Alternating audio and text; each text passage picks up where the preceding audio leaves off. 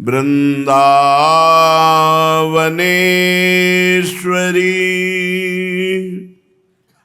तवैव पदारविन्दम्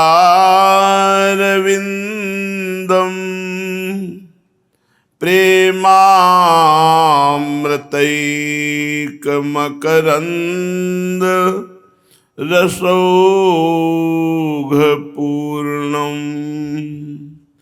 हृद्यर्पितं मधुपतेः स्मरतापमुग्रं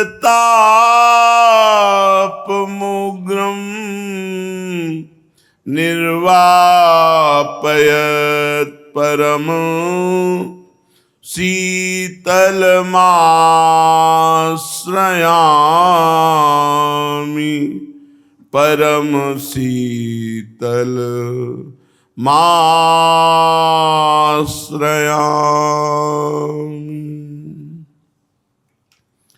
परम सच्चिदानंद घन प्रेमानंद स्वरूप नवनिभृत निकुंज महामहिम परम पावन श्री वृंदावन धाम के लाडिले युगल सरकार प्राणाराध्य प्राण प्रिय श्री प्रिया प्रीतम जू समस्त सहचरी वृंद खग मृग पशु पंछी तरुलता श्री यमुना रस रानी रजरानी समस्त ब्रजवासी परिकर के चरणों में कोटिशा प्रणाम कोटिशा नमन नमस्कार। उपासक आश्रय तत्व पर स्थित रहे, हमारी साधना निरंतर चलती रहे, ये सावधानी रखे। साधन है अपने इष्ट का श्रवण कथन सुमिरन सेवन, उनकी लीला चरित्रों को श्रवण करना, लीला चरित्रों को गायन करना, उसी का मनन करना। अन्य कोई मनन में स्त्री पुरुष संसार व्यक्ति वस्तु स्थान ये न प्रवेश कर पावे, ऐसी सावधानी रखना। तो बहुत काल तक जब हम ऐसा करते हैं तो हमारी मन बुद्धि चित्त अहंकार ये सब भगवत स्वरूप हो जाते हैं। हमारी दृष्टि जो त्रिगुणमयी माया के द्वारा रची हुई है, इसमें सामर्थ्य आ जाती है त्रिगुणातीत प्रभु के दर्शन की। जब बार बार वही भगवत चिंतन तो भगवदाकार वृत्ति हो जाती है। तो इंद्रियां भी चैतन्य घन सच्चिदानंद प्रभु से जुड़कर सच्चिदानंद के देखने की सामर्थ्य रख लेती हैं। ऐसे नहीं देख पाएंगी। बहुत काल तक जब हम भगवत चिंतन करते हैं अनवरत, तो हमारा दिमाग हमारी बुद्धि सब भगवतमय होने लगती है। उठते बैठते खाते पीते चलते सोते जागते हर समय उन्हीं का चिंतन। तो हमारी जो इंद्रियां प्रकृति की तरफ आकर्षित होती थी वो परमात्मा में स्थित हो गई। अब घटना घटेगी उसके जीवन में दिव्यता की। जैसा श्रीपाद प्रबोधानंद जी महाराज वर्णन करते हैं, अकस्मादेकस्मान्नवललित कुंजादवत बहिर् भवत स्मित्वा नव्यम तरुण मिथुनम लौकिकमिव गतो दूरम दृष्ट्वा पुनरथ निवृत्य स्वदयितौ विलोकस्याम वृंदावन भुवि महाप्रेम विकलः। श्री वृंदावनवास अखंड जिसका है, यह आश्रय दृढ़ है। खूब नाम जप नाम कीर्तन गुण कीर्तन लीला चिंतन में ही केवल अपने जीवन को समर्पित किए है। उसके जीवन में घटना घटी, श्रीपाद देख रहे हैं। वृंदावन में सहसा अकस्मात एकस्मान नव ललित कुंजाद, अकस्मात सहसा एक घटना घटी कि नवीन कुंज सामने प्रकाशित हुआ। और उस ललित किशोरी किशोर दोनों बहिर्भवत स्मृत्वा नव्यम तरुण मिथुनम लौकिक मिव, दोनों नव किशोरी नव किशोर गलबहियां दिए हुए हंसते हुए आ रहे हैं, परस्पर कोई बात किए जिससे युगल सरकार हंस रहे हैं खुलकर। और ये मैं देखा कि नवीन कुंज से प्रिया प्रीतम हंसते हुए पधार रहे हैं लौकिक में, जैसे मैं आपको देख रहा हूं, इसे लौकिक दर्शन कहते हैं। अलौकिक प्रिया प्रीतम लौकिक जैसे मैं आपको देख रहा हूं, ऐसे नवीन कुंज प्रकाशित हुई। उस नवीन कुंज में गलबहियां दिए हुए ललित किशोरी ललित किशोर परस्पर बात करते हुए हंसते हुए आ रहे हैं। फिर देखा वो मुड़ गए, दूर चले गए। फिर देखा गतो दूरम दृष्टवा पुनरथ, वो पुनः हम पर कृपा करने के लिए मुड़ गए और फिर वैसे ही हंसते हुए आ रहे हैं। अपने प्राण प्रीतम स्वदैतो, अपने प्राण प्रीतम को ऐसी कृपामयी स्वभाव वृत्ति की जाते हुए भी लौट आए हमारी तरफ मुख करके। बिलोकश्याम, मैंने जब देखा तो वृंदावन भूमि, वृंदावन भूमि में लौट करके उनके चरणों के सामने पड़ गया। महाप्रेम विकला, उस समय मेरे हृदय में महाप्रेम की विकलता छाई हुई थी। ये घटना घटती है।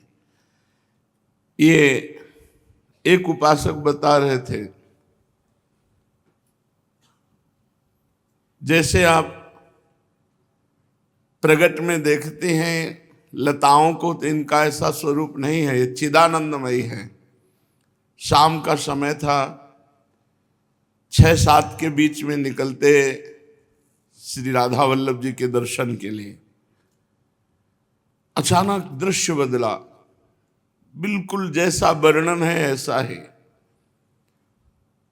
छोटी छोटी जो रायवेल की लताएं थी, जो छोटी छोटी चंद्रिका की लताएं थी चांदनी की, जिन्हें टगर कहते हैं, वो कोई उसमें से एक भी नहीं थी।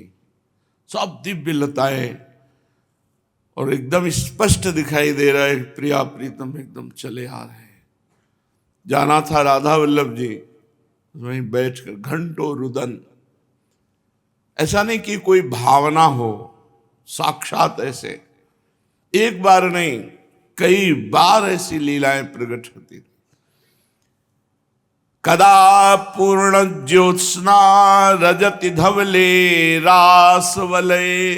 अब दूसरे श्लोक में वर्णन कर रहे हैं, एकदम दृश्य बदला, पूर्ण चांदनी रात है। दिन दोपहर में यह दृश्य बदल सकता है। ठीक 12 बजे धूप है, उसी समय दिव्य रात और दिव्य चांदनी दृश्य।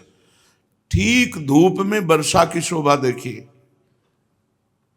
कहीं कोई बादल नहीं है, भाव में एकदम हरित कुंजे, रिमझिम रिमझिम वर्षा, मयूर नृत्य कर रहे हैं, कोकिला कुहुक रही, सुख सारिका गान कर रहे हैं, प्रिया प्रीतम झूल रहे हैं। भाव देश में जब अपना चिंतन बदलता है तो बाहरी प्रकृति की सामर्थ्य नहीं कि जैसी दिखाई दे रहे ऐसी रह जाए, फिर दिव्य वृंदावन का स्वभाव और प्रभाव प्रकट हो जाता है।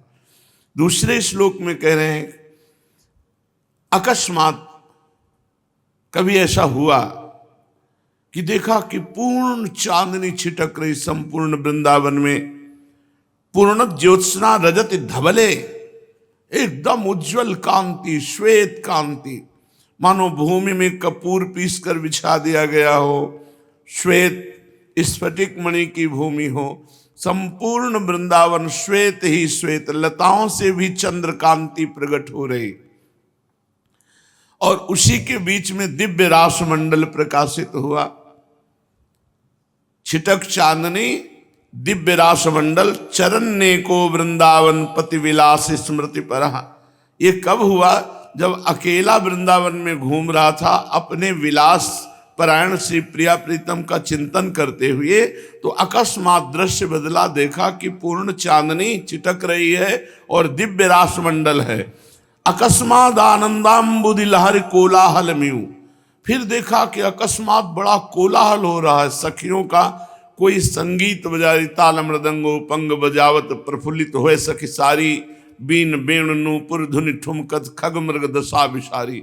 पक्षियों का कोलाहल, सखियों का कोलाहल, अद्भुत गायन, अद्भुत संगीत और रासमंडल में समस्त सखियों के मंडलाकार खड़े होने पर मध्य में प्रिया प्रीतम विराजमान है। ध्वनिम दिव्य वेणु, लालजू अपने अधरों पर विराजमान बंसी की अद्भुत ध्वनि प्रकाशित कर रहे हैं। वलय, चूड़ियों की ध्वनि, किंकिणी, करधनी, नूपुर एक साथ ऐसे ताल में ताल मिलाकर बज रहे हैं। रसना देशश्च श्रोणयाम, कैसे वाणी वर्णन करे, मैंने अपने कानों से सुना है। नूपुर ध्वनि, किंकिणी ध्वनि और वलय चूड़ी की ध्वनि एक साथ लालजू के अधरों में बंसी ध्वनि बज रही है और सखियां संगीत बजा रही हैं, पक्षियों का कोलाहल हो रहा है और रास मंडल में प्रिया प्रीतम विराजमान अद्भुत नृत्य कर रहे हैं। श्रीपाद प्रबोधानंद जी ने ऐसा देखा और यही वृंदावन का महासुख है। जब पूर्ण चिंतन निरंतर प्रिया प्रीतम का होता है, ये सब भगवदाकार हो जाते हैं। जैसे एक विषयी भगवत विमुख जीव की हर वृत्ति विषयाकार होती है, ऐसे भगवत सन्मुख संसार से विमुख निरंतर चिंतन परायण उपासक की वृत्ति भगवदाकार होती, उसमें लीला का स्फुरण होता है। जहाँ कहीं किंचित संसार का कोई राग नहीं, कोई भोग नहीं, कोई चिंतन नहीं,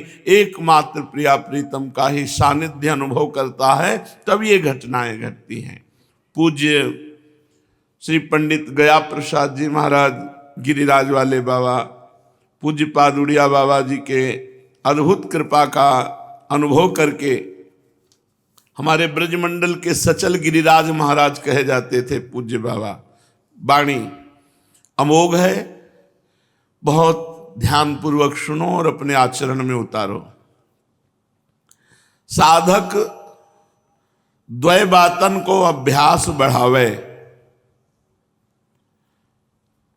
श्री नामजू महाराज को निरंतर जप होतो रहे और दूसरों अपनो आचरण सुधारे।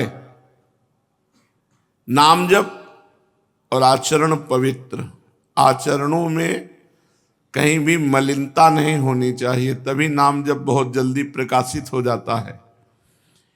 इन दो बातन में प्रमाद न होन पावे, इन दो बातन में प्रमाद न होन पावे, निरंतर नाम जप चले और अपने आचरणन को सुधारे। पर स्त्री पर द्रव्य इनको पूर्ण परित्याग कर दे। गृहस्थ हो तो पर स्त्री, विरक्त हो तो सर्व। जितनी भी जगत में माताएं बहनें हैं सब परम पवित्र हमारी श्री जी की सखियां हैं, कभी उन पर गंदी दृष्टि न करें। पर स्त्री पर द्रव्य को पूर्ण परित्याग करे, या बात को बहुत ही ख्याल रहे कि हमसो काहू को अनिष्ट ना होन पावे। जब तुम गृहस्थ हो तो गृह के समस्त परिवार को पालन पोषण करो, परिवार को सन्मार्ग में लगाओ। गृहस्थ के प्रत्येक घर में आधा घंटा नाम कीर्तन तो होना ही चाहिए। कम से कम संध्या आरती के बाद अपने घर में आधा घंटा राधा नाम कीर्तन करो। तुम्हारे घर में सबसे बड़ी बात यह है कि कभी भूत प्रेत टुटका मारण मोहन वशीकरण उच्चाटन ये कुछ नहीं होगा। ये बड़े अभागे लोग हैं जिनके घरों में 24 घंटे में एक बार भी नाम कीर्तन नहीं होता। टीवी चलती रहेगी, घंटों प्रपंच की बातें होती रहेंगी, पूरा परिवार मिलकर 30 मिनट नाम कीर्तन करो, फिर देखो उसका प्रभाव तुम्हारा कितने जोर का मंगल होता है। मारे घूम रहे इधर उधर की भूत चढ़ गया, ऊपरी चक्कर बाहरी चक्कर भीतरी चक्कर, सब बेकूफी में जीवन बर्बाद कर रहे हैं। हम कह रहे हैं कोई भी चक्कर तुम्हें नहीं छू सकता। अरे भव आवागमन का चक्र छूट जाएगा और चक्कर तो जाने दो। 30 मिनट अपने घर में नाम संकीर्तन करो, एक अध्याय भागवत कहो, 4 दोहे रामचरितमानस के कह लो, फिर देखो तुम्हारा जीवन कैसा चलता है। उठते बैठते नाम जप करो, अपने परिवार का पोषण करो, तो गृहस्थ होते हुए भी आप भगवत प्राप्ति कर लेंगे। सन्मार्ग में अपने परिवार के बच्चों को लगाना। अब जो अपने छोटे छोटे बच्चों को मोबाइल पकड़ा दिए हैं और कभी बैठकर सतमार्ग की शिक्षा नहीं देते हैं, वही बुढ़ापा में अनाथालय तुम्हें पहुंचा देंगे। धन होगा तो अनाथालय पहुंचा देंगे, नहीं होगा तो धक्का मार के घर से बाहर निकाल देंगे, क्योंकि सतमार्ग का, अध्यात्म का कभी आपने उपदेश ही नहीं किया। अगर उपदेश किया है तो इतना ही, माता पिता बाल कहीं बुलावें, उदर भरे सोई जतन सिखावें, पेट भर जाए बस इसकी बात। तो अपने परिवार को सन्मार्ग में लगानो, श्री भगवान को भक्त बनानो, यही कर्तव्य है गृहस्थ को। और सत प्रयत्न द्वारा धन संचय करनो, गृहस्थ को यहू कर्तव्य है कि धर्म के द्वारा धन कमाए, अधर्म के द्वारा नहीं। बेईमानी, घूसखोरी, अधर्म के द्वारा कमाया हुआ धन तुम्हारे परिवार की बुद्धि भ्रष्ट कर देगा, तुम्हारे परिवार में ऐसे रोग पैदा कर देगा, जीवन बर्बाद हो जाएगा। इसलिए मेहनत का 100 रुपया ठीक, अधर्म के 1 करोड़ नहीं ठीक। 100 रुपया में दाल रोटी खाओगे, स्वस्थ रहोगे, चैन से जीवन व्यतीत करोगे। अधर्म आचरण करोगे तो 1 करोड़ की गाड़ी में एसी में बैठे हुए जल जाओगे, मर जाओगे। इसलिए अधर्म का द्रव्य छूना भी जहर है, ऐसा मानो। संत जन सदैव ये संदेश देते रहते हैं कि इसका नाम मृत्यु लोक है, तुम्हें मरना पड़ेगा, रहना नहीं देश बिराना है। यहां से सबको जाना है, रहना नहीं देश बिराना है। रहे न रावण सम अभिमानी, हिरणा कश्यप संवरदानी, खान विभव की खान, जगत में कुछ दिन के मेहमान, भजले श्री भगवान, जगत में कुछ दिन के मेहमान।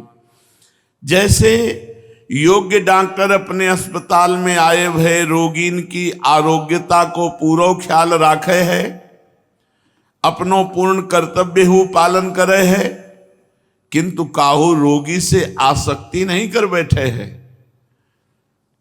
ऐसे ही रहना चाहिए इस संसार में। जाने इतने बड़ो संसार को रच्यो है, वो याके पालन पोषण में पूर्ण समर्थ है। तुम केवल अपनो कर्तव्य पालन करो, काहू से आसक्ति नहीं। उचित यह है कि संसारी वस्तुओं को प्रारब्ध की देन समझ के इनके यथा लाभ से संतोष करें। पूर्ण प्रयत्न करे अपने सच्चे घर के ताई। सच्चा घर है श्री भगवान, परम धाम वृंदा विपिन। पूर्ण प्रयत्न करे अपने सच्चे घर के ताई और वहां ले जाइवे की सामान जुटावे। मृत्यु लोक से परम धाम ले जाने की सामान जुटाओ। क्या है? नाम, भगवान की कथा, भगवान की सेवा, परोपकार, ये आपके साथ जाएगा। सच्चो घर तो सदैव एक ही है, परम धाम परलोक। जो समस्त जीवन अपने समय, विद्या, चातुर्य, शरीर तथा सबरे अंतःकरण को संसारी कामन में ही जुटाए के थकाए डाले हैं, वे परलोक सुधार सो वंचित ही रह जाए हैं। सबके प्यारे, सब सो न्यारे, ऐसो रहना चाहिए या संसार में। सबके प्यारे और सबसे न्यारे। परलोक के सुधार को आगे के ताई मत टालते जाइयो। कौन जाने भविष्य में कैसो रोग तुम्हें ग्रसित कर लेगो, कैसो संकट पड़ेगो, कैसो विपत्ति आएगो। आज ठीक है तो परलोक के ताई सामान इकट्ठा कर लो। खूब नाम जप करो, खूब परोपकार करो, दूसरों को खवाओ पियाओ, सुख प्रदान करो। परहित सरिस धर्म नहीं भाई। अगर दूसरों का हित किया, इससे बड़ा पुण्य नहीं, इससे बड़ा धर्म नहीं। आज ही सो पूर्ण तत्परता, पूर्ण लगन, पूर्ण उत्साह और पूर्ण उल्लास से जुट जाओ परलोक संभारवे में। हमारे कहवे को ये तात्पर्य कबहू नहीं कि घर के जीवन का पालन पोषण न करो या घर त्याग के दिखाऊ बाबा जी बन जाओ। नहीं नहीं, कदापि नहीं। जब ताईं भोग्य है रहे गृहस्थ में ही, किंतु अपने पूर्व जन्मन की कमाई संसारी कामन में ही खर्च न कर डाले। पर दोष दर्शन, पर निंदा, द्रोह, कठोरता तथा हिंसा इनको सर्वथा परित्याग कर दे, तब परलोक की सामग्री बच पावे है। पर दोष दर्शन, पर निंदा, द्रोह, कठोरता और हिंसा इनको परित्याग कर दे। जब जो काम करे तो पूरी लगन सो जुट पड़े, ऐसे ही भजन में लगे, पूरे उल्लास सो याहू में जुट पड़े। ईमानदारी तो तब है जब भजन में 100 गुना उत्साह हो सांसारिक कामन से बढ़ गए। श्रद्धावान रहो, गंभीर स्वभाव बनाओ, सरल चित्त रखो, सदाचारी पवित्र आचरण, सुशील, नम्र, सदगुरुदेव भगवान की सेवा, दीनन की सहायता, परोपकार, उदार, क्षमाशीलता बनवे को अभ्यास बढ़ावे, यही परलोक को धन है। श्री प्राण जीवन धन में प्रेम बढ़ावे, पूर्ण प्रयत्न करते रहे कि हमारे प्राण जीवन धन सो प्रेम हो जाए। केवल आत्मीयता चाहे हैं प्रभु, अपनोपन चाहे हैं। जितना अपनापन प्रभु से होता जाएगा उतना ही प्रेम बढ़ता जाएगा। परम कल्याण के ताईं जीवन में 2 बातें परम कर्तव्य हैं कि सुख दुख, लाभ हानि, मान अपमान तथा संयोग वियोग आदि द्वंद्व जब आए तो उनको सहो। काहू से सहायता मत मांगो। रहीमन मन की मन व्यथा रखिए मन में गोए, सुनी ठिलई हैं लोग सब बांट न ली है कोई। अपने दुख की बात किसी से मत कहो, कोई तुम्हारे दुख में सहयोग देने वाला नहीं है और तुम्हारा उपहास करेगा। अपने मन की बात केवल ठाकुर जी से कहो। जो तुम्हारे जीवन में सुख दुख आवे, लाभ हानि, मान अपमान, संयोग वियोग आदि द्वंद्व जो आ जाए उनको सहतो जाए। हाँ, आगे के ताई अपनो मार्ग परिमार्जित उज्जवल बनातो जाए। कैसी ही परिस्थिति आ जाए परंतु किसी से दुश्मनी न होन पावे, काहू से वैर न होन पावे। ये बहुत सावधानी की। पूरे संसार में एक भी शत्रु नहीं होना चाहिए भगवान के मार्ग में चलने वाले पथिक के। जो एक भी दुश्मन अगर कोई हो तो उसके पैर छू के मना लो, उससे अपनी तरफ से बात करो, अपनी तरफ से हाथ जोड़ो, उसको मना लो, नहीं भगवत प्राप्ति में बाधा पड़ जाएगी। एक भी शत्रु नहीं होना चाहिए। यदि थोड़ा भी अवकाश मिले तो भजन करवे में न चूके या जीवन को अधिक झंझटन में न फंसावे, नहीं तो भजन नहीं हो पाओगे। उतनो ही काम बढ़ावे जामे शांति पूर्वक पाप ना करना पड़े, छल ना करना पड़े, दूसरे की जीविका ना हरनी पड़े और भजन बन जाए। स्वभाव में विकार ना बढ़न पावे और भजन में बाधा ना पड़े। अधिक लाभ हानि की संभावना न होए, यही विचार तो रहे कि लाभ कहा और हानि कहा। सबसे बड़ा लाभ क्या? नाम चल रहा है। हानि क्या? नाम छूट गया। हानि हरिवंश के नाम अंतर परे, लाभ हरिवंश जपत वाणी। अगर नाम वाणी चल रहा तो बड़ा लाभ है, नाम छूट गया तो बड़ी हानि है। ये विचार तो रहे, पूर्ण प्रयत्न करते रहे कि याही जीवन में सच्चो भजन बन जाए। व्यर्थ बोलनो, व्यर्थ देखनो, व्यर्थ सुननो और व्यर्थ विचारनो, इन चारों व्यर्थन सो साधक को सदैव बचनो चाहिए। व्यर्थ बोलनो, व्यर्थ देखनो, व्यर्थ सुननो और व्यर्थ विचारनो, इन चारों व्यर्थन सो साधक को सदैव बचनो चाहिए। यदि साधक या उपदेशामृत के पालन में दृढ़ प्रतिज्ञ हो जाए तो लोक तथा परलोक सहज में ही सुधार जाएं। सदवाक्य पालन की विधि पर अधिक ध्यान रखनो। प्रथम सदवाक्य को पढ़े या सुने, तत्पश्चात वाको विचारे और फिर आचरण में उतारे। केवल सुन लेने से बात नहीं बनेगी, सुनो और उसको गुनो, विचारो और अपने आचरण में उतारो। सनई सनई धीरे धीरे एक एक सद्गुण अपने आचरण में उतारे और दुर्गुण को त्यागता चला जाए। जो जो हमारे अंदर कमियां हैं, गलतियां हैं, उनको धीरे धीरे त्यागते चले जाएं और एक एक भागवतिक सद्गुण हृदय में धारण करते जाएं। तदनु शुभ अवसर में पालन करिबे की प्रतिज्ञा करे। बड़े बड़े दोषन से प्रतिज्ञा बचाए ले। शुभ अवसर, भाई आज अमावस्या है, आज हम कसम खाते हैं, प्रतिज्ञा लेते हैं कि आज के बाद हम ऐसा नहीं करेंगे। बस बार बार चिंतन करें, हमने अमावस्या के दिन कसम खाई वृंदावन में, अब मैं ऐसा कभी नहीं करूंगा। तो बड़े बड़े दोषों का नाश हो जाता है। पर्व पर, पवित्र दिनों पर उनको साक्षी करके प्रतिज्ञा लेने से। लेना चाहिए साधक को जो दोष हैं अपने, उन दोषों को त्यागने के लिए गुरु के सामने, भगवान के सामने, भगवान के श्री विग्रह के सामने, श्रीधाम वृंदावन में प्रतिज्ञा लेनी चाहिए कि मैं आज से ऐसा नहीं करूंगा। देखो, कोई तुम्हें दोष नजर आ रहा हो अपने में जिसे छोड़ ना पा रहे हो, तो अभी इसी क्षण प्रतिज्ञा लो कि आज से मैं ये दोष नहीं करूंगा।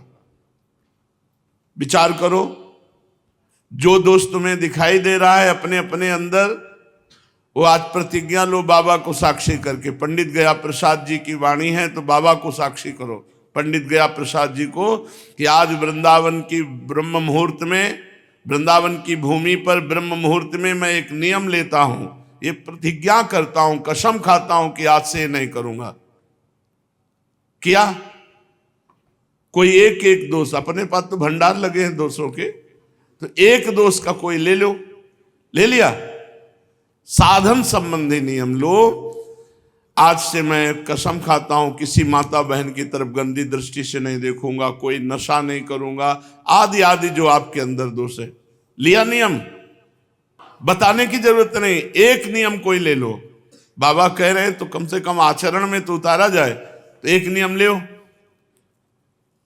अब ले लिया, श्री राधा वल्लभ लाल की जय, क्योंकि वही पालन करवाएंगे, वही सामर्थ्य देंगे। तो पवित्र दिनन में, पवित्र स्थानन में प्रतिज्ञा करे कि आज सो या दोष का हम त्याग करें या सद्गुण धारण करें।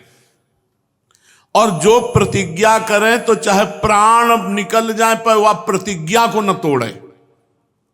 दूसरी बात है, समझो, जो आपने प्रतिज्ञा ली ये फिसलने वाली नहीं होनी चाहिए। वृंदावन में सत्संग में साधु साक्षी करके आपने लिया है, त्रुटि न होने पावे, ठीक है। जो जो नियम लिया बताने की जरूरत नहीं। विरक्त के लिए सबसे पावरफुल प्रतिज्ञा है कि हम कभी किसी माता बहन की तरफ गंदी दृष्टि से नहीं देखेंगे। बहुत सुंदर प्रतिज्ञा है और ऐसी तो सबको लेनी चाहिए। प्राणपन सो जो प्रतिज्ञा ले वाको पालन करे। प्रतिज्ञा को पूर्ण प्रयत्न से पालन करवे पे दिव्यता आवे है। जो नियम लियो उसको पालन करो। हमने देखा कि नियम, प्रतिज्ञा बड़े बड़े दोषों से बचा देती। मन कह रहा है, पूरी तैयारी है, लेकिन बार बार हृदय में आता कि यार हमने कसम खाई, ये चीज हमें, यार मन कह रहा है और वो भोग सामने है और हमने कसम खाई, बचा लिया, कसम ने बचा लिया और कसम उसको छुड़वा देती है। बार बार मन, नहीं ये कसम तो हम नहीं तोड़ सकते, ये प्रतिज्ञा तो बचा लिया, प्रतिज्ञा ने बचा लिया। जैसे श्री रामनवमी, श्री कृष्ण जन्माष्टमी, मार्गशीर्ष शुक्ला पंचमी, माघ शुक्ला में श्री गुरुवार, कार्तिक शुक्ला की षष्ठी और आज का मंगलवार, प्रातः काल ब्रह्म मुहूर्त। आपने नियम ले लिया, अब टूटने न पावे, पक्का नियम, परम कल्याण को मार्ग है अपने सदगुरुदेव भगवान में पूर्ण श्रद्धा, पूर्ण भगवत भाव। गुरुर् ब्रह्मा गुरुर्विष्णु गुरुर्देव महेश्वरा, गुरु साक्षात परब्रह्म तस्मै श्री गुरुवे नमः। किंतु ये ध्यान रहे कि अन्य महात्मन में अवज्ञा बुद्धि न हो पावे।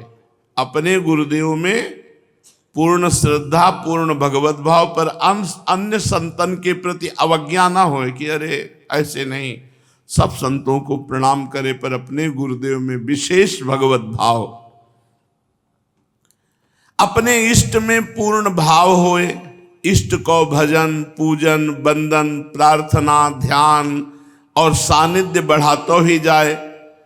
इनसो प्रेम करीबे को अभ्यास करे, आत्मीयता को अनुभव करे। उत्तम प्रकार तो यही है कि इनके ताई अपनो सर्वस्व समर्पण करतो जाए, इनसो कछु इच्छा न करे। तथापि यदि कछु इच्छा ही करनी पड़े तो इनसो ही करे, और या ही करे कि आपसो प्रीति हो जाए, आपके भजन सो प्रीति हो जाए, आपके भक्तन सो प्रीति हो जाए। ऐसो भाव रखनो। श्री भगवान के काहू स्वरूप की निंदा न करे, तिरस्कार न करे। ये हमारे राधा वल्लभ लाल जी तो बहुत सुंदर, बहुत ऐसे अमुक ठाकुर, जहां ऐसा कहा तो आपके ठाकुर से आपकी रति खत्म हो जाएगी। अगर आपने किसी श्री विग्रह की निंदा की अपने ठाकुर से मिला करके, तो आपके ठाकुर से आपकी प्रीति चली जाएगी। एक ही श्री भगवान के ये सब स्वरूप है, इसलिए तिरस्कार बुद्धि न हो न पावे। काहू भावुक भक्त के भूल के वाके भाव में ठेस न पहुंचा दे। कभी भूल कर किसी वैष्णव का दिल न दुखाना, क्योंकि बहुत हृदय कोमल होता है, लुजलुजा हृदय होता है, और भावुक जनों के हृदय में ठेस पहुंच जाना ये सीधे भगवान को दुख पहुंचता है। तो बाबा कह रहे हैं कि भावुक जनों के भावना से खिलवाड़ न करे उनकी। अब जैसे छोटा बच्चा है, वो छोटे छोटे श्री जी लालजू लिए गुड़िया गुड्डे की तरह, आप खिलवाड़ मत समझो। वो राधा कृष्ण समझ रहा है उनको, तो उसको उसी भाव से पुष्ट करो। गुड्डा गुड्डी लिए ऐसे उपहास करिए, क्या ठाकुर जी है, ठाकुर जी श्री विग्रह विराजमान करो, ऐसे कुछ नहीं। भावुक जनों का अलग खेल होता है। किसी भी बच्चे के भी भाव में ठेस ना पहुंच जाए, नहीं तो तुम्हारे उपासना में ठेस पहुंच जाएगी। या विचार राखनो, काहू भावुक भक्त की किसी का उपहास न करे।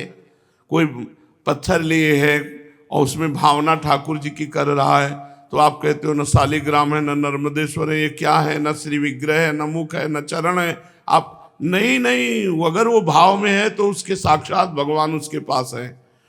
तो काहू भक्त की भावना सो खेले नहीं, ठेस न पहुंचावे।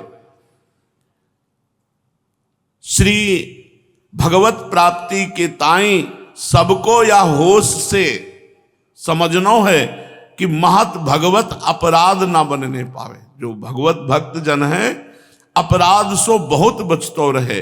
भावुक श्री भगवान के जा रूप की भावना करे हैं, अवसर आयवे पे श्री भगवान वा भावुक के ताई वाही रूप सो दर्शन दे हैं।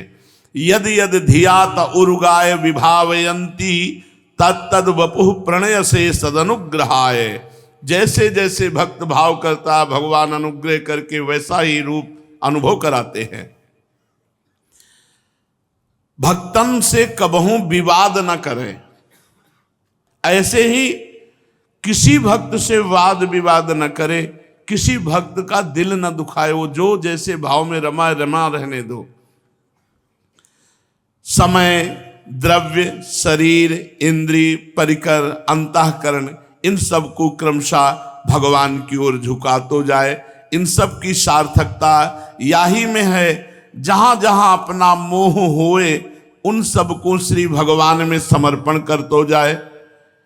प्रभु सो यही कहतो रहे तो दीयम वस्तु गोविंदो तुभ्यमेव समर्पये। ये महावाक्य है कि हे गोविंद, आपकी दी हुई वस्तु आपको समर्पित है। सब करी मांगे एक फल राम चरण रति हो। भगवान को जो समर्पित किया जीवन है वो एक ही बात मांगता है कि भगवान के ही चरणों में प्रेम हो। श्री प्राणनाथ सो संबंध जोड़ लेनो, यही बड़ी भारी बुद्धिमत्ता है। साधक को परम कर्तव्य यही है कि शीघ्रातिशीघ्र श्री जीवन धन सो अपनो संबंध निश्चित कर ले कि भगवान से हमारो संबंध का है। माता को संबंध, पिता को संबंध, मित्र को संबंध, दास को संबंध, स्वामी को संबंध, गुरुजन को संबंध, जो माने प्रभु को सब तैयार है वो तो मानने के लिए। और संबंध मान के वैसे ही व्यवहार करे, जैसा संबंध माने वैसे ही व्यवहार करे प्रभु से, वैसे ही सेवा करे। और एक महावाक्य और माने कि जननी सम जानहि पर नारी, मां के समान पराई माताओं बहनों को देखे। अपनों सो बड़ी अवस्था बारीन में मातृ भाव राखे, बराबर वारीन में बहिन भाव राखे, छोटी जो हैं उनमें पुत्री भाव सो सदैव बर्ताव करे। पर स्त्री को स्पर्श ना होने पावे, क्योंकि स्पर्श होनो ही महापाप है। और जब 40 वर्ष की अवस्था हो जाए तो गृहस्थ को भी ब्रह्मचर्य से पूरा पालन करना चाहिए। 40 वर्ष तक संतानोत्पत्ति के लिए सहवास का आदेश है। 40 वर्ष के बाद ब्रह्मचर्य धारण कर लेना चाहिए। अपने संयोग में तो कई ऐसे जोड़े हैं जो अभी 28, 30, 32 के हैं और आजीवन के लिए ब्रह्मचर्य पति पत्नी दोनों लेकर के वास कर रहे हैं। कई ऐसे हैं, एक दो नहीं, कई ऐसे दंपति हैं जो वैराग्य ले चुके हैं, जो कसम खा के ब्रह्मचर्य का प्रतिज्ञा पूर्वक पालन कर रहे हैं, पति पत्नी साथ रहते हैं। श्रीमद् भागवत महापुराण। भगवान श्री कृष्णचंद्र जो उद्धव को उपदेश करते हैं, जो प्रश्न उद्धव जी करते हैं, तो आज उद्धव जी प्रश्न कर रहे हैं, हे श्याम सुंदर, यद्यपि स्वरूपतः प्रकृति और पुरुष दोनों एक दूसरे से सर्वथा भिन्न हैं, तथापि वे आपस में इतने घुले मिल गए हैं कि साधारणता उनका भेद नहीं जान पड़ता। प्रकृति में पुरुष और पुरुष में प्रकृति अभिन्न से प्रतीत होते हैं, इनकी भिन्नता स्पष्ट कैसे हो। हे कमल नयन श्री कृष्ण, मेरे हृदय में इनकी भिन्नता और अभिन्नता को लेकर बहुत बड़ा संदेह है। प्रकृति और पुरुष ये दोनों एक दूसरे से भिन्न हैं, तथापि आपस में इतने घुले मिले हैं कि इनका भेद नहीं जान पड़ता।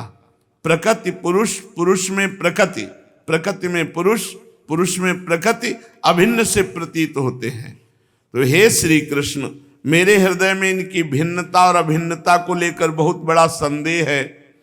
आप तो सर्वज्ञ हैं, अपनी युक्ति युक्त वाणी से मेरे संदेह का निवारण कर दीजिए। भगवान, आपकी ही कृपा से जीवों को ज्ञान होता है, आपकी माया शक्ति से ही उनके ज्ञान का नाश होता है।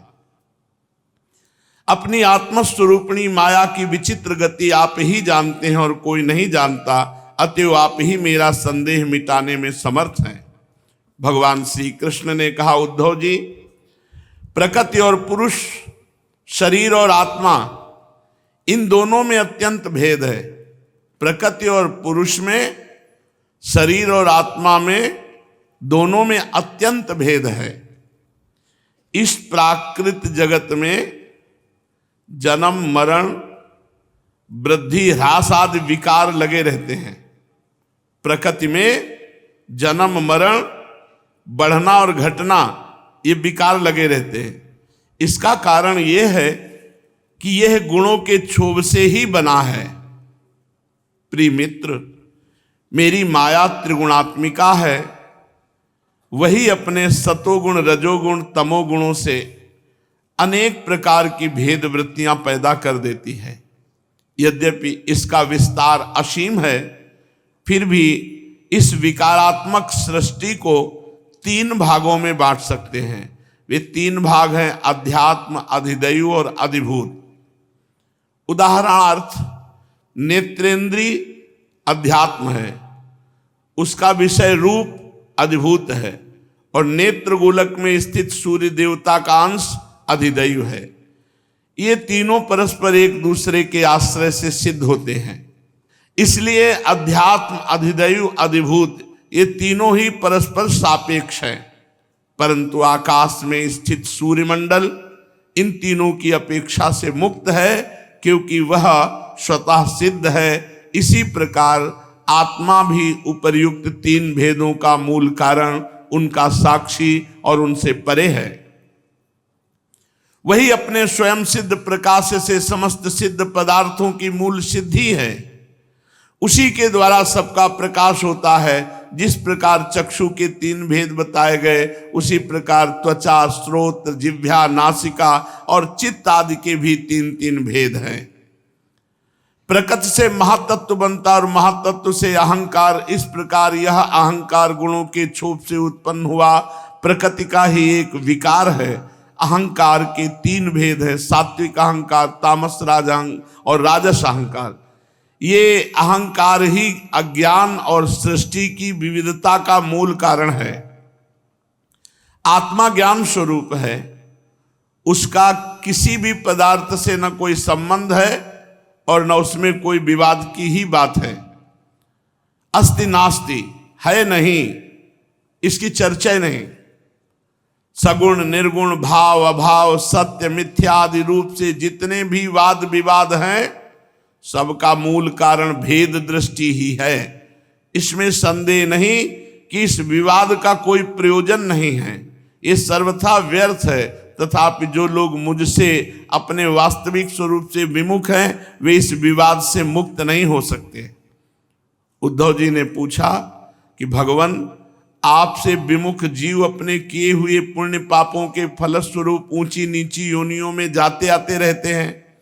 अब प्रश्न यह है कि व्यापक आत्मा का एक शरीर से दूसरे शरीर में जाना, अकर्ता का कर्म करना और नित्य वस्तु का जन्म मरण कैसे संभव है? गोविंद, जो लोग आत्मज्ञान से रहित हैं, वे तो इस विषय को ठीक ठीक सोच भी नहीं सकते और इस विषय के विद्वान संसार में प्रायः मिलते नहीं, क्योंकि सभी लोग आपकी माया की भूल भुलैया में पड़े हुए हैं। इसलिए आप ही कृपा करके मुझे इसका रहस्य समझाइए। भगवान श्री कृष्ण ने कहा, प्रिय उद्धव, मनुष्यों का मन ये कर्म संस्कारों का पुंज है, पुंज, और उन संस्कारों के अनुसार भोग प्राप्त करने के लिए उसके साथ 5 इंद्रियां भी लगी हुई हैं।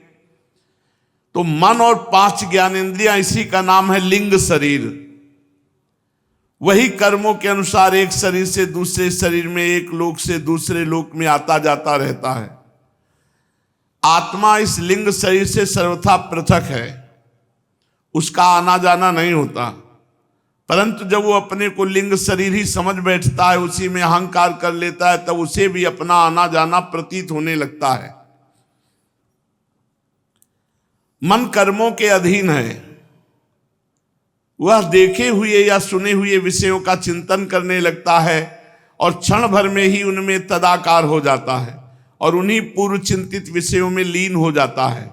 धीरे धीरे उसकी स्मृति, पूर्वापर का अनुसंधान भी नष्ट हो जाता है और उन देवादि शरीरों में इतना अधिक अभिनिवेश, इतनी तल्लीनता हो जाती है कि जीव को अपने पूर्व शरीर का स्मरण भी नहीं रहता।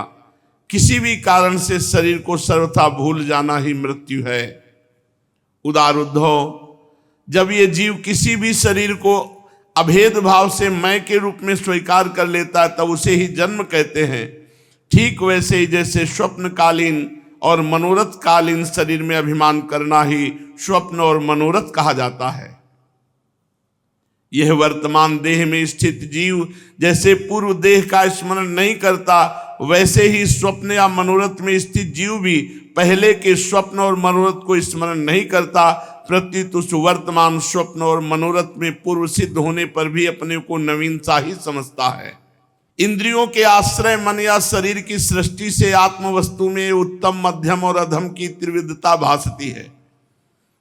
उनमें अभिमान करने से ही आत्मा बाह्य और अभ्यंतर भेदों का हेतु मालूम पड़ने लगता है। जैसे दुष्ट पुत्र को उत्पन्न करने वाला पिता पुत्र के शत्रु मित्र आदि के लिए भेद का हेतु हो जाता है। प्यारे उद्धव, काल की गति सूक्ष्म है, उसे साधारणता देखा नहीं जा सकता। उसके द्वारा प्रतिक्षण ही शरीरों की उत्पत्ति और नाश होते रहते हैं। सूक्ष्म होने के कारण ही प्रतिक्षण होने वाले जन्म मरण नहीं दिख पड़ते। जैसे काल के प्रभाव से दिए की लौ, नदियों के प्रवाह या वृक्ष फलों की विशेष विशेष अवस्थाएं बदलती रहती हैं, वैसे ही समस्त प्राणियों के शरीरों की आयु अवस्था आदि भी बदलती रहती है। जैसे ये उन्हीं ज्योतियों का वह दीपक है, प्रवाह का ये वही जल है, ऐसा समझना मिथ्या है, क्योंकि वो जल तो कहां बह के निकल गया जब दृष्टि पड़ी। वैसे ही विषय चिंतन में व्यर्थ आयु बिताने वाले अविवेकी पुरुषों का ऐसा कहना है, समझना कि वही पुरुष है, सर्वथा मिथ्या है। यद्यपि वो भ्रांत पुरुष भी अपने कर्मों के बीज द्वारा न पैदा होता है और ना तो मरता ही है, अजन्मा और अमर है, फिर भी भ्रांति से वो उत्पन्न होता है और मरता सा भी है। जैसे कि काष्ठ युक्त अग्नि पैदा होता है और नष्ट होता दिखाई पड़ता है। उद्धव जी, गर्भाधान, गर्भवृद्धि, जन्म, बाल्यावस्था, कुमारावस्था, जवानी, अधेड़ अवस्था, बुढ़ापा और मृत्यु, ये 9 अवस्थाएं शरीर की हैं, आत्मा की नहीं। ये शरीर जीवात्मा से भिन्न है। ये ऊंची नीची अवस्थाएं उसके मनोरथ के अनुसार ही है, परंतु वह अज्ञानवश गुणों के संग से इन्हें अपनी मानकर भटकने लगता है और कभी कभी विवेक हो जाने पर इन्हें छोड़ भी देता है। पिता को पुत्र के जन्म से और पुत्र को पिता की मृत्यु से अपने अपने जन्म मरण का अनुमान कर लेना चाहिए। जन्म मृत्यु से युक्त देहों का दृष्टा जन्म और मृत्यु से युक्त शरीर नहीं हो सकता। जैसे जौ गेहूं आदि की फसल बोने पर उगाती है, पक जाने पर काट दी जाती है, किंतु जो पुरुष उनके उगने और काटने का जानने वाला साक्षी है वह उनसे सर्वथा पृथक है। वैसे ही जो शरीर और उसकी अवस्थाओं का साक्षी है वो शरीर से सर्वथा पृथक है। अज्ञानी पुरुष इस प्रकार प्रकृति और शरीर से आत्मा का विवेचन नहीं करते। वे उसे उनसे तत्वता अलग अनुभव नहीं करते और विषय भोग में सच्चा सुख मानने लगते हैं तथा उसी में मोहित हो जाते हैं। इसी से उन्हें जन्म मृत्यु रूप संसार में भटकना पड़ता है। जब अविवेकी जीव अपने कर्मों के अनुसार जन्म मृत्यु के चक्र में भटकने लगता है, तब सात्विक कर्मों की आसक्ति से वो ऋषि लोक और देवलोक में, राजसिक कर्मों की आसक्ति से मनुष्य और असुर योनियों में, तामसिक कर्मों की आसक्ति से भूत प्रेत एवं पशु पक्षी आदि योनियों में जाता है। जैसे कि जब मनुष्य किसी को नाचते गाते देखता है तो स्वयं भी उसका अनुकरण करने, तान तोड़ने लगता है, वैसे ही जब जीव बुद्धि के गुणों को देखता है तब स्वयं निष्क्रिय होने पर भी उसका अनुकरण करने के लिए बाध्य हो जाता है। जैसे नदी तालाब आदि के जल के हिलने या चंचल होने पर उसमें प्रतिबिंब तट के वृक्ष भी उसके साथ हिलते डोलते से जान पड़ते हैं, जैसे घुमाए जाने वाले नेत्र के साथ साथ पृथ्वी भी घूमती हुई से दिखाई देती है, जैसे मन के द्वारा सोचे गए तथा स्वप्न में देखे गए भोग पदार्थ सर्वथा अलीक ही होते हैं, वैसे ही हे दासार उद्धव, आत्मा का विषयानुभव रूप संसार भी सर्वथा असत्य है। आत्मा तो नित्य शुद्ध मुक्त बुद्ध स्वभाव है, नित्य मुक्त है, नित्य शुद्ध है, नित्य बुद्ध है। आत्मा विषयों के सत्य न होने पर जो जीव विषयों का ही चिंतन करता रहता है उसका ये जन्म मृत्यु रूप संसार चक्र कभी निवृत्त नहीं होता। जैसे स्वप्न में प्राप्त अनर्थ परंपरा जागे बिना निवृत्त नहीं होती, ऐसे ही बिना ज्ञान हुए जन्म मृत्यु के चक्र से छुटकारा नहीं मिलता। प्रिय उद्धव, इसलिए इन दुष्ट इंद्रियों से विषयों को मत भोगो। आत्मा के अज्ञान से प्रतीत होने वाला सांसारिक भेदभाव ब्रह्म मूलक ही है, ऐसा समझो। उद्धव, असाधु पुरुष गर्दन पकड़कर बाहर निकाल दे, वाणी द्वारा अपमान करे, उपहास करे, निंदा करे, मारे पीटे, बांधे, आजीविका छीन ले, ऊपर थूक दे, मूत दे, अथवा तरह तरह से विचलित करे, निष्ठा से डिगाने की चेष्टा करे, उनके किसी भी उपद्रव से क्षुब्ध ना हो, चुपचाप सहन कर ले। ज्ञानी पुरुष को चाहिए कि कोई ऊपर मूत दे, थूक दे, मारे पीटे, बांध दे, जीविका छीन ले, तो भी चुपचाप रहे, सह जाए, भगवान कह रहे हैं। क्योंकि वे बेचारे अज्ञानी हैं, उन्हें परमार्थ का तो पता ही नहीं है। अतः जो अपने कल्याण का इच्छुक है उसे सभी कठिनाइयों से अपनी विवेक बुद्धि द्वारा ही, किसी बाह्य साधन से नहीं, बाह्य सहयोग से नहीं, अपनी बुद्धि के द्वारा अपने को बचा लेना चाहिए। वस्तुतः आत्मदृष्टि ही समस्त विपत्तियों से बचने का एकमात्र साधन है। जब भगवान ने उपदेश किया तो उद्धव जी ने कहा, भगवान आप समस्त वक्ताओं के शिरोमणि हैं, मैं इस दुर्जनों से किए गए तिरस्कार को अपने मन में अत्यंत असह्य समझता हूं, इसको सहन करना बहुत कठिन है। अतः जैसे मैं इसको समझ सकूं, आपका उपदेश जीवन में धारण कर सकूं, वैसे हमें बतलाइए। हे विश्वात्मन, जो आपके भागवत धर्म के आचरण में प्रेम पूर्वक संलग्न हैं, जिन्होंने आपके चरण कमलों का ही आश्रय ले लिया है, उन शांत पुरुषों के अतिरिक्त बड़े बड़े विद्वानों के लिए भी दुष्टों के द्वारा किया हुआ तिरस्कार सह लेना अत्यंत कठिन है, क्योंकि प्रकृति अत्यंत बलवती है। श्री सुखदेव जी कहते हैं, परीक्षित, वास्तव में भगवान की लीला कथा ही श्रवण करने योग्य है। वे ही प्रेम और मुक्ति के दाता हैं। जब उनके परम प्रेमी भक्त उद्धव जी ने इस प्रकार प्रार्थना की, तब यदुवंश विभूषण श्री भगवान ने उनके प्रश्न की प्रशंसा करके उनसे इस प्रकार कहा।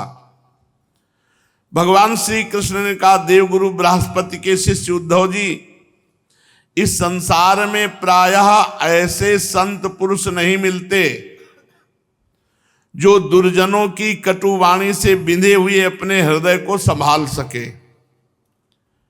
कोई अपमान करे और वो सह जाए, ऐसे संत नहीं मिलते।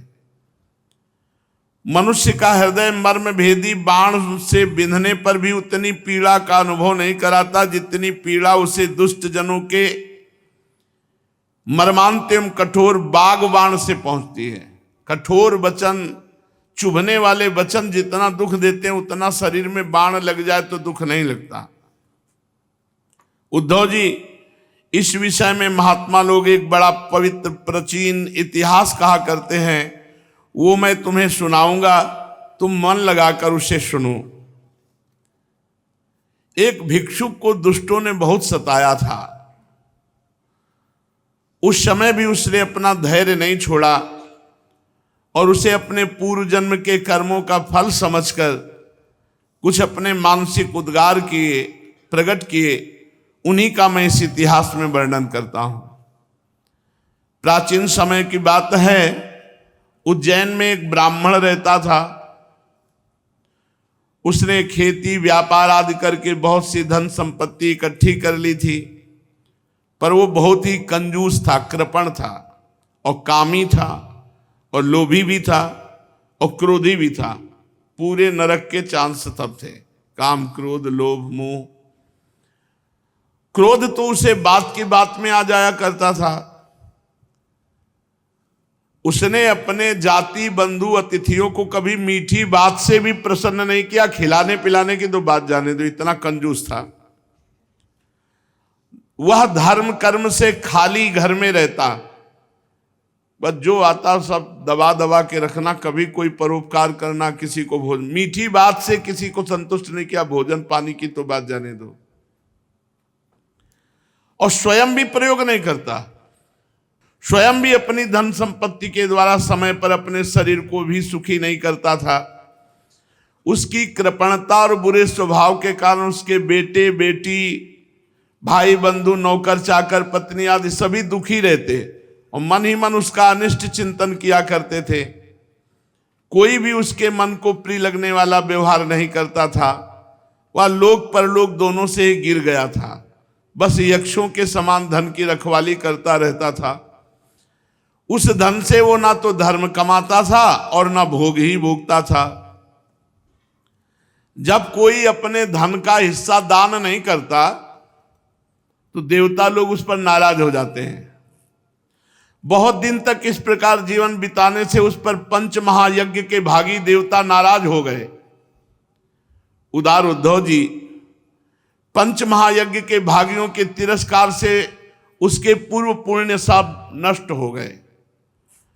अब जो इतना धन एकत्रित किया था, बड़े उद्योग से, बड़े परिश्रम से, उसकी आंखों के सामने नष्ट हो गया, आग लग गई, सब जल गया। उस ब्राह्मण का धन जो कुछ बचा कुटुंबियों ने छीन लिया, जो कुछ बचा चोर लोग चुरा ले गए, आग लग गई। समय के फेर से सब का सब नष्ट भ्रष्ट हो गया। जो कुछ संपत्ति बची उसे राज शासन ने हड़प कर लिया, सब संपत्ति जाती रही। ना तो उसने धर्म ही कमाया था और ना भोग ही भोगे। इधर उसके सगे संबंधियों ने भी उसकी ओर से मुंह मोड़ लिया। अब उस बूढ़े को भयानक चिंता हो गई। धन के नाश से उसके हृदय में बड़ी जलन हुई। उसका मन खेद से भर गया, आंसुओं के कारण गला रुंध गया। परंतु इस तरह चिंता करते करते ही उसके मन में संसार के प्रति महान दुख बुद्धि और उत्कट वैराग्य का उदय हुआ। जब सब कुछ नष्ट हो गया, परिवार का कोई उसे साथ देने के लिए तैयार नहीं हुआ, शरीर बूढ़ा, तो उसे भगवान की याद आई। अब वो ब्राह्मण मन ही मन कहने लगा, हाय हाय, बड़े खेद की बात है, मैंने इतने दिनों तक अपने को व्यर्थ ही इस प्रकार सताया। जिस धन के लिए मैंने सर तोड़ परिश्रम किया, वह ना तो धर्म कर्म में लगा और ना मेरे सुख भोग के ही काम आया। प्रायः देखा जाता है कि कृपण पुरुषों को धन से कभी सुख नहीं मिलता, कंजूस पुरुष को। इस लोक में तो वे धन कमाने और रक्षा की चिंता से जलते रहते हो, मरने के बाद धर्म न करने के कारण नरक में जाते हैं। जैसे थोड़ा सा भी कोढ़ सर्वांग सुंदर स्वरूप को बिगाड़ देता है, वैसे ही तनिक सा भी लोभ यशस्वियों के शुद्ध यश और गुणियों के प्रशंसनीय गुणों पर पानी फेर देता है। धन कमाने में, कमा लेने पर उसको बढ़ाने में, बढ़ा लेने पर उसको रखने में, खर्च करने में, उसके नाश और उपभोग में जहां देखो वहीं निरंतर परिश्रम, भय, चिंता और भ्रम का ही सामना करना पड़ता है। ये 15 दोष आ जाते हैं जिसके पास धन आ जाता है अधर्म का, या जो धन का दशांश नहीं दान करता। जो तुम कमाते हो धर्म पूर्वक, उसका दशांश तो कर ही देना चाहिए। 100 में 10 रुपये निकाल लो। अतिथि सेवा, संत सेवा, गौ सेवा, पशु पक्षियों की सेवा में ऐसी जगह लगा दो जहां तुम्हारा कोई स्वार्थ पूर्ति न हो। नहीं, ये 15 दोष आ जाएंगे। चोरी, हिंसा, झूठ बोलना, दंभ दिखावा, काम भोग, क्रोध, गर्व, अहंकार, भेद बुद्धि, वैर, अविश्वास, स्पर्धा, लंपटता, जुआ और शराब, ये 15 दोष धन के कारण आ जाते हैं। जो धर्म से कमाकर दशांश दान नहीं करता, या जो अधर्म से कमाई करता है, तो 15 दोष आ जाते हैं। चोरी, हिंसा, झूठ बोलना, दंभ, काम, क्रोध, गर्व, अहंकार, भेद बुद्धि, वैर, अविश्वास, स्पर्धा, लंपटता, जुआ और शराब, ये 15 अनर्थ मनुष्यों में धन के कारण ही माने गए हैं। इसलिए कल्याणकामी पुरुष को चाहिए कि स्वार्थ एवं परमार्थ के विरोधी अर्थ नामधारी अनर्थ को दूर से ही छोड़ दे। भाई, बंधु, स्त्री, पुत्र, माता पिता, सगे संबंधी जो स्नेह बंधन से बंधकर बिल्कुल एक हुए रहते हैं, सब के सब कौड़ी के लिए, कौड़ी कौड़ी के कारण इतने दूर हो जाते हैं कि एक दूसरे के शत्रु बन जाते हैं। ये लोग थोड़े से धन के लिए भी क्षुब्ध और क्रुद्ध हो जाते हैं, बात की बात में सौहार्द संबंध छोड़ देते हैं, लाग डांट रखने लगते हैं और एकाएक प्राण लेने देने पर उतारू हो जाते हैं। यहां तक कि एक दूसरे का सर्वनाश कर डालते हैं। देवताओं के द्वारा भी प्रार्थनीय मनुष्य शरीर को, मनुष्य जन्म को, उसमें भी श्रेष्ठ ब्राह्मण शरीर प्राप्त करके जो उसका अनादर करते हैं, अपने सच्चे स्वार्थ परमार्थ का नाश करते हैं वे अशुभ गति को प्राप्त होते हैं। ये मनुष्य शरीर मोक्ष एवं स्वर्ग का द्वार है। इसको पाकर भी ऐसा कौन बुद्धिमान मनुष्य है जो अनर्थों के धाम धन के चक्कर में पड़ेगा। इसलिए मनुष्य जीवन की सार्थकता है खूब नाम जप करो, भगवत लीला गुणानुवाद करो और भगवान के आश्रित रहो। शेष चर्चा आगे। श्री राधा वल्लभ लाल की।